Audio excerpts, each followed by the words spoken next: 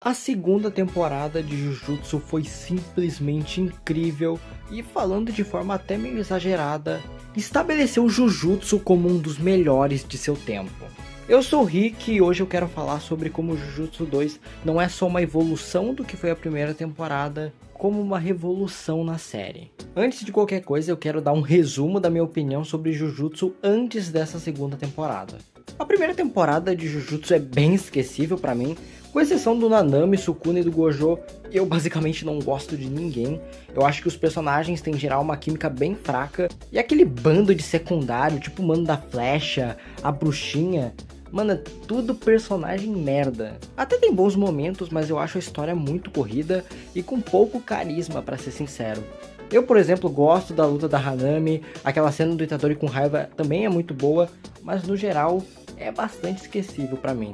A coreografia das lutas é muito boa, embora os cenários em 3D sejam feios pra um caralho, e a trilha sonora é muito pica. Já o Jujutsu Zero é a mesma coisa, só que pior na minha opinião, porque eu realmente não gosto do Yuta nesse início, e esse filme abordar justamente a conclusão do personagem do Geto me decepciona pra caramba. Eu acho um final muito merda pra ele. Enfim, agora que o papo foi dado, bora falar sobre essa belezura que foi a segunda temporada.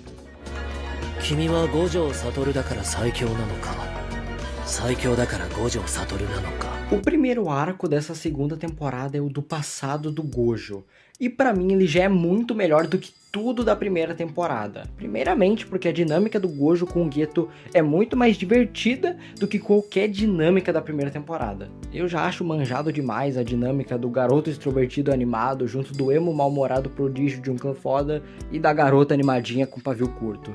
Eu gosto como o Geto e o Gojo já são estabelecidos como os mais fortes, por isso ao mesmo tempo eles têm uma rixa rodeada de farpas e provocações que inclusive são até melhores no anime.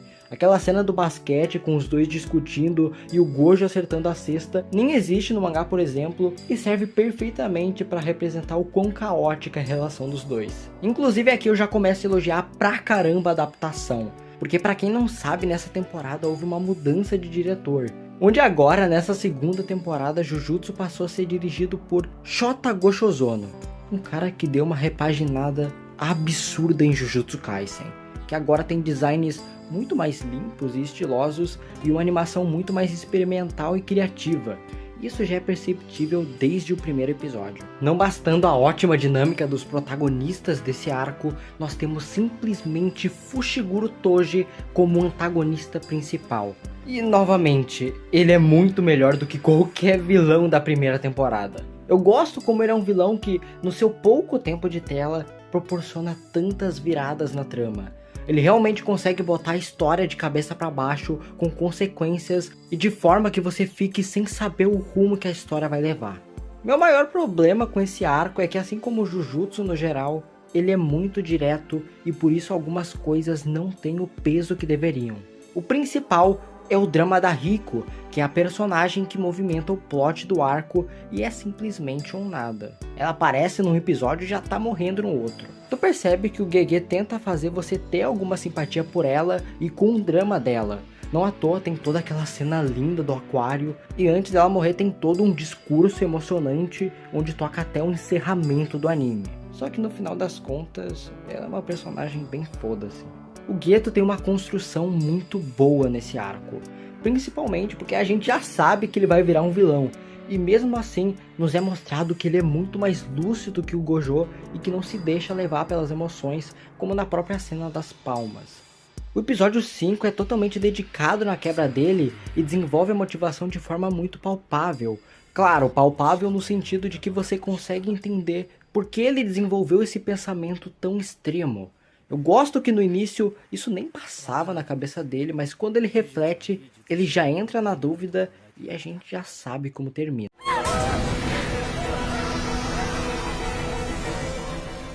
Antes de concluir, eu quero fazer mais elogios para a adaptação, que melhorou basicamente tudo que dava. As cenas em alta velocidade em meio às árvores do Toji, toda a exploração do ambiente na luta dele e do Geto, os ângulos que eles usaram para representar a morte do Toji, a cena do banheiro com as gotas de água com o barulho das palmas, o Gojo se proclamando honrado, são todas cenas que ou são muito expandidas no anime, ou simplesmente não existem no mangá. O que o Gosho Ozono fez com esse arco é simplesmente arte. E isso não parou por aqui. Antes de entrar na onda de elogios sobre o arco de Shibuya, eu não vou mentir que esse início aí focado no Mekamaru é bem fraco. Novamente, qualidade de animação incrível. Melhoraram muito essa parte em comparação ao mangá. Tem uma sequência simplesmente absurda do Mahito se transformando em vários animais enquanto vai fugindo dos golpes do Mekamaru. Essa cena é tão foda que até o próprio autor de Jujutsu elogiou. O meu grande problema é que, tirando isso, o resto é fraco. Eu não vejo valor nenhum no personagem do Mekamaru. A participação dele na primeira temporada é muito esquecível, e aqui tem todo um drama com ele e a Miwa que sinceramente eu não dou a mínima. O personagem que mal apareceu na primeira temporada volta para ter uma morte mega emocionante e épica que no final das contas não emociona, não empolga e é carregada pela produção. Enfim, depois disso aí que Shibuya finalmente começa. E antes de falar do arco em si, eu quero fazer uma crítica de algo que me afetou um pouco quando eu li o mangá pela primeira vez, que é como os fãs do mangá vendem Shibuya, como se fosse o novo Yorkshin, o Quimera antes da nova geração, sendo que, mano, não tem nada a ver. E quando eu percebi que Shibuya ia ser só um corredor de lutas, eu confesso que me decepcionei um pouco, mas não que isso seja culpa do mangá, é mais a expectativa errada botada pelos fãs mesmo. Uma coisa interessante de Shibuya é que o maior acontecimento do arco é ironicamente o conflito inicial, onde o Gojo acaba sendo selado, e isso afeta o universo de Jujutsu de maneiras nunca antes vistas. Eu gosto da maneira que o Gojo é representado como símbolo de força. Desde a primeira temporada, a gente sabe que se o Gojo tá ali, mesmo que a situação seja a mais fodida possível, tá de boa, porque o Gojo tá ali. E se ele não tá, normalmente significa que dá pra resolver o bagulho sozinho, então tá de boa. Só que agora, o Gojo não tá, e a gente tá na situação mais fodida possível. Então, apenas por não ter a presença do Gojo, a gente já tem uma atmosfera muito mais tensa do que qualquer momento da primeira temporada. E as consequências de não termos o Gojo vão ficando cada vez mais evidentes ao longo do arco.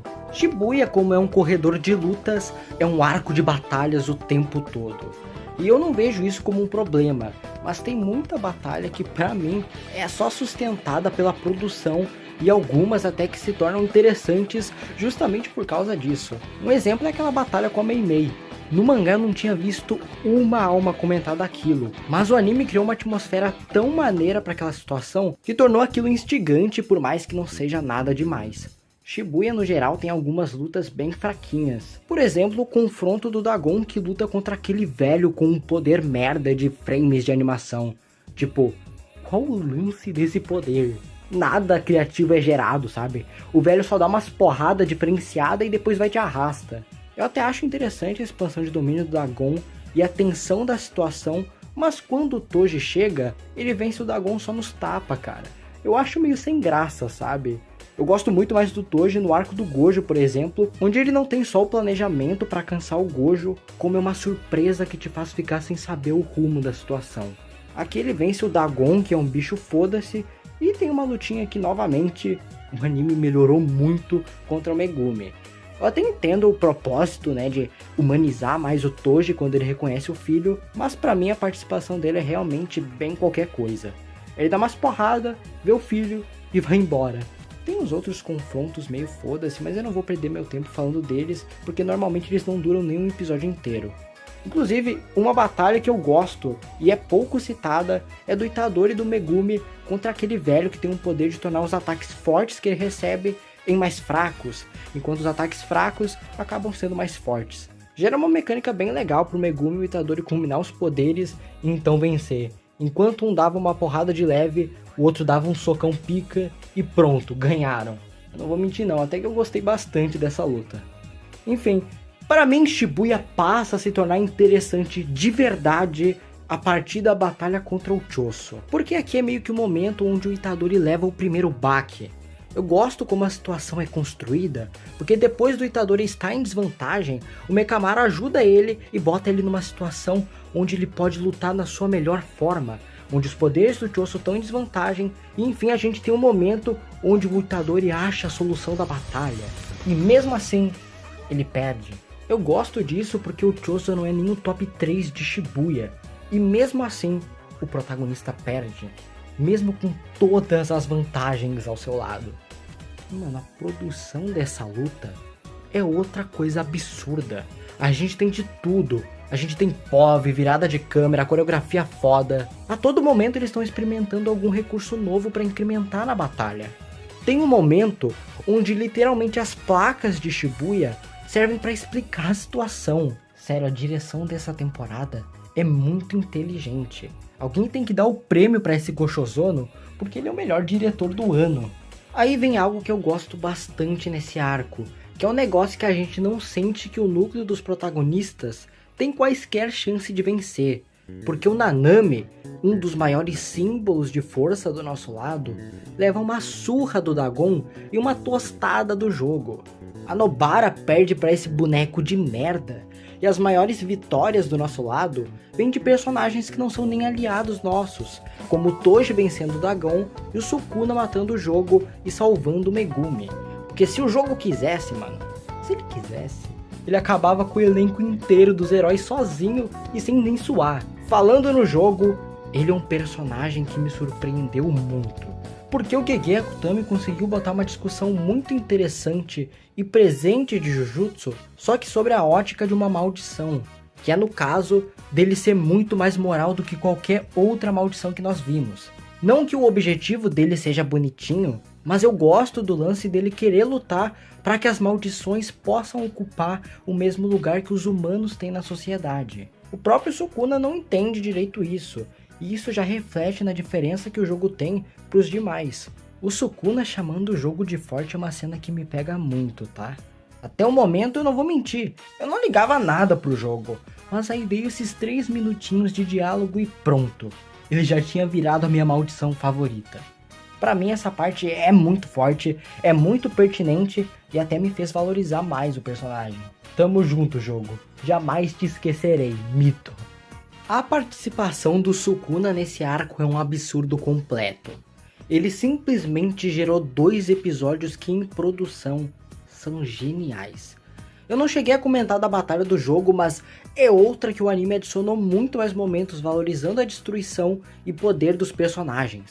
O estilo de animação, as expressões do jogo, pô, isso é arte pura, meu irmão. E na batalha contra o Mahoraga é o ápice disso. A batalha é cheia de experimentalismo e adição, ao ponto de eu dizer que por mais que a base seja a mesma do mangá, ficou tão melhor que virou outra coisa. Aquela cena do Mahoraga caminhando no meio dos golpes do Sukuna, mano, aquilo lá é lindo. A expansão de domínio, a trilha sonora que toca naquele momento, simplesmente cinema. O Itadori era um protagonista que eu nunca liguei muito, mas aqui em Shibuya eu gosto como esse arco faz de tudo pra jogar na cara dele que ele é fraco, seja pelas mortes causadas pelo Sukuna, a impotência de ser derrotado pelo Choso e agora a morte do Nanami. Essa aqui é mais um dos momentos que o anime fez arte em cima do mangá, porque eu até gosto da morte seca do Nanami como é no original.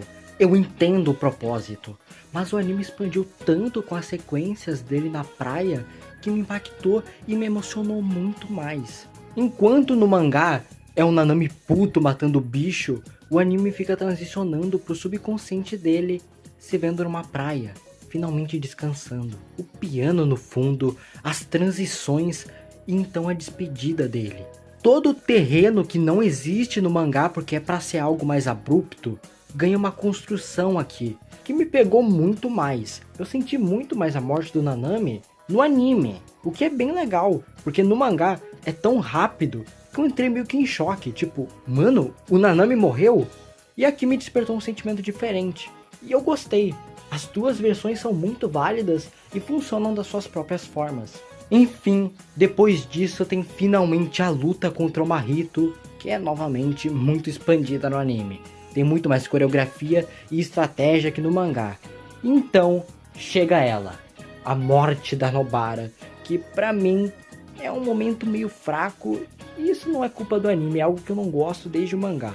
Aquele lance que eu falei do Mekamaru morrer e eu não ligar, pesa um pouco na Nobara, mas no caso dela, eu até que gostava um pouco da personagem. Mas eles meterem um flashback que dura metade do episódio e é um grandiosíssimo foda-se, isso me quebrou. É descarado que a personagem não tinha nada além da personalidade forte.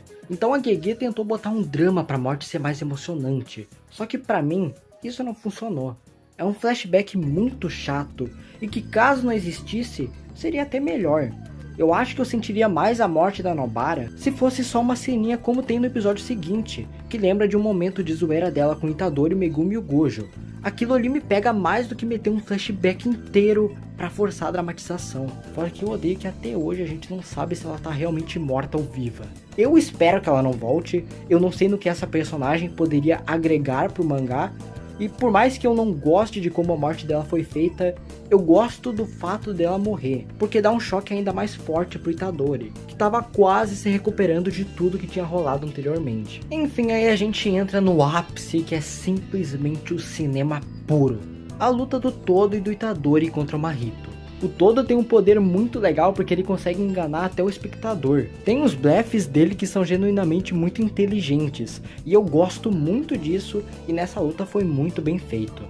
Eu não vou nem falar do Kokusen, do Itadori e do Mahito, que aquilo ali é pura arte. No final das contas, o Itadori ganha e tem aquela cena sensacional dos lobos representando ele e os coelhos do Mahito. Aquele lance que pra vencer o Itadori passa a se ver apenas como uma engrenagem de algo maior, é algo bem interessante. Eu até tenho interesse em fazer um vídeo só sobre essa visão do Itadori, como ele se enxerga, sabe? Porque a partir desse momento, isso se desenvolve de uma forma que eu nunca tinha visto em nenhum desses shonens populares. E graças a isso eu passei a apreciar muito mais o Itadori. No final, a gente tem todo aquele confronto contra o Kenjaku, onde junta todos os bonecos merda pra fazer porra nenhuma, mas pelo menos cria um cliffhanger legal. Shibuya é um corredor de lutas simples, mas muito bem executado. Ele tem algumas lutas que sinceramente eu não vejo muito valor, mas mesmo elas conseguem se destacar por causa da produção belíssima que a obra recebeu. Talvez apenas pela história de Shibuya não seja algo de outro mundo, mas a adaptação e a forma que ela incrementou o original conseguiu transformar Shibuya num arco genial. Se você gostou do vídeo, deixa o like e se inscreve porque isso me ajuda muito. Eu sou o Rick e tenha um bom giorno.